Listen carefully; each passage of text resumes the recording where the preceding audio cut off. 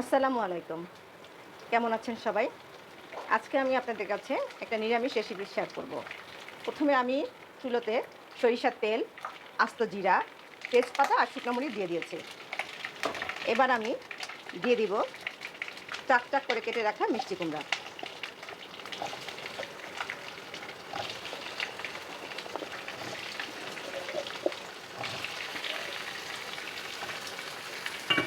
মিষ্টি কুমড়াটা আমি কিছুক্ষণ ভেজে নিব, একটু রং চেঞ্জ হওয়া আগ পর্যন্ত। এখন দিয়ে দিব আমি কয়টা আস্ত রসুন। এটাও আমি মিষ্টি কুমড়ার সাথে একটু ভেজে নিব। মিষ্টি কুমড়াটা একটু ভাজা ভাজা হয়ে গেছে। এবার আমি দিয়ে দিচ্ছি কাঁচামরিচ আর পেঁয়াজ কুচি, দিয়ে দিচ্ছি লবণ,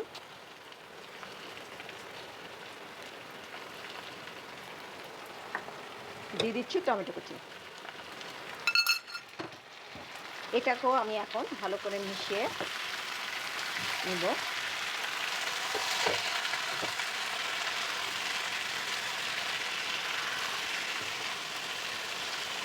আমি এটাতে একটু পানি ব্যবহার করব না, এই অল্প অল্প চালেই হতে থাকবে।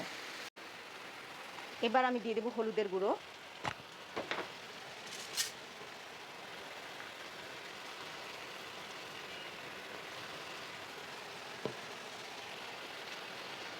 দিয়ে দেবো মরিচের গুঁড়ো।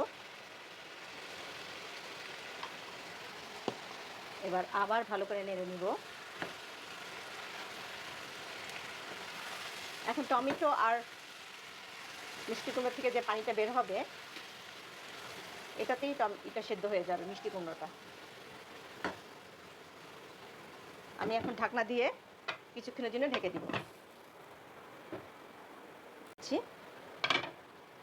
আমার সবজিটা অলরেডি হয়ে গেছে। আমি একটু সামান্য চিনি দিয়ে দিচ্ছি, কারণ মিষ্টি কুমড়াটা কচি একদম।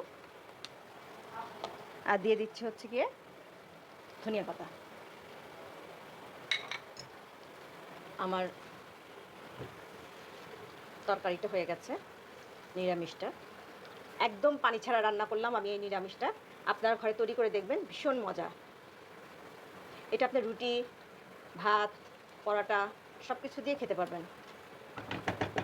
তৈরি হয়ে গেল আমার মিষ্টি কুমড়া নিরামিষ।